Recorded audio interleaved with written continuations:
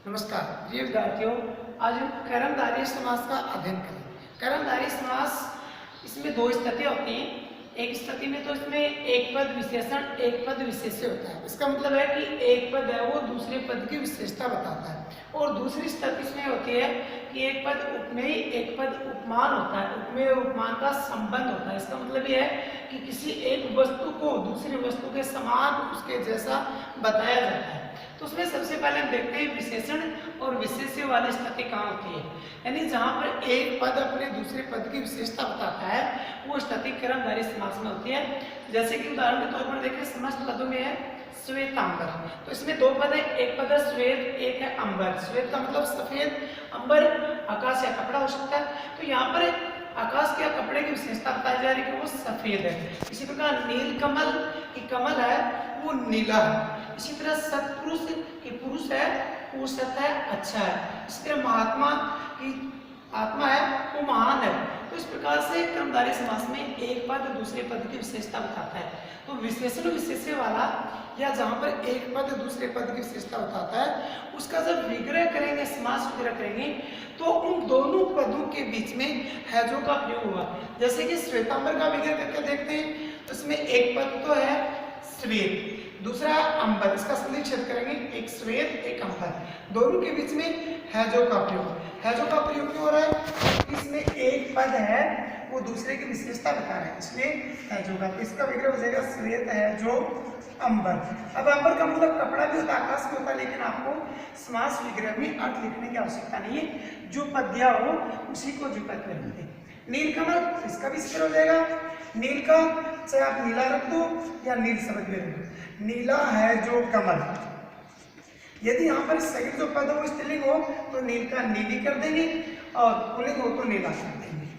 तो इनमें देखिए ये कमल शब्द है, ये विशेष्य है, नीला विशेषण है। एक पद दूसरे पद की विशेषता बताता है। इसी प्रकार सत्पुरुष, सत्य है जो पुरुष, यानी सत्य मतलब अच्छा भला होता है, लेकिन अर्थ लिखने की जरूरत नहीं है। आप उस शब्द को विग्रह करके जुकात में रख सकते हैं। सत्य है जो पुरुष। इसी तरह महात्मा, महान है जो आत्मा। नीला आकाश, इसका विग्रह हो जाएगा नील, मतलब नीला है जो आकाश। इसी प्रकार से महापुरुष, महान है जो पुरुष। दुष्क्रम, दुष्ट है जो क्रम। दूसरा मतलब दूषित होता है, तो दूषित भी देख सकते हैं, दूषित है जो कर्म। यहाँ पर ध्यान रखिए, जो की जगह जिसका लिख दिया तो बहुब्री समास के रूप में हो जाएगा। तो केवल है जो का प्रयोग ही करना दोनों पदों के बीच में। मुख्य तो चंद्र के जैसा है जो मुख्य। पुरुषोत्तम, पुरुषों में है जो उत्तम। तो इसमें दो स्थितियां होती हैं। पहली स्थिति आपको समस्त पद दिए जाएंगे, विग्रह करना पड़ेगा। तो ध्यान रखिए, जहां एक पद विशेषण हो एक विशेष्य हो, यानी एक शब्द है वो दूसरे शब्द की कोई विशेषता बता रहा है, वो विशेषता कैसी भी हो वो बता रहा है, तो वहां पर विग्रह करोगे तब तो दोनों के बीच में है जो रख दो। और यदि आपको पहले से प्रश्न में विग्रह दिया गया है और उसका समस्त पद बनाना है, तो उसके लिए आपको दोनों के बीच में जो है जो का प्रयोग किया था उसको हटा दो और दोनों की संधि कर दो। जैसे कि सुशिक्षित, सु है जो शिक्षित, सु का मतलब होता है अच्छा भला, अच्छी तरह से। इसमें भी है जो को हटा दिया और दो शब्द जो शेष रह गए उन दोनों को मिला दिया, समस्त पद बन गया। दूसरी स्थिति कर्मधारय समास की होती है उपमेय और उपमान का संबंध वाली। तो इसमें उपमेय और उपमान में क्या होता है, किसी एक वस्तु पर किसी दूसरी प्रसिद्ध वस्तु की समानता बताते हुए उसको उसके समान के रूप में या के जैसा बताया जाता है।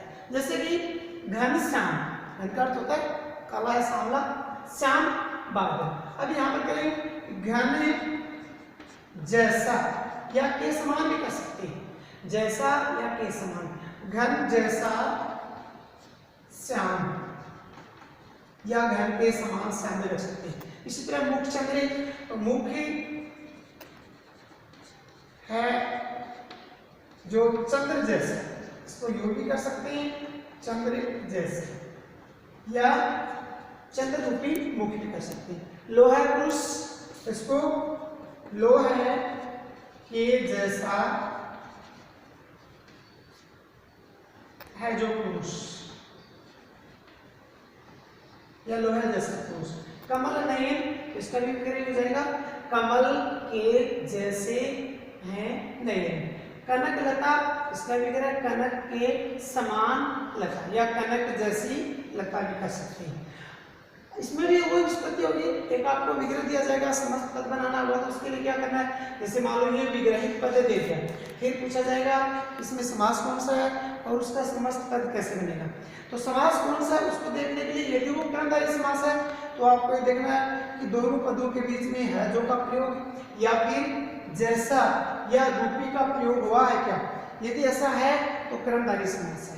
फिर उसका समस्त पद कैसे बनेगा, विग्रह में आपने दोनों पदों के बीच में जो भी शब्द लगाया, जैसे है जो का प्रयोग किया या फिर जैसा का प्रयोग किया या रूपी का प्रयोग किया या के समान उसका प्रयोग किया, उसको हटा दो और जो शब्द रह गए उन दोनों को संधि करके जैसे इसका करेंगे समस्त पद बन जाएगा पुरुष रथ। इस प्रकार से विग्रहित पदों का समस्त पद और समस्त पद का विग्रह हो जाएगा।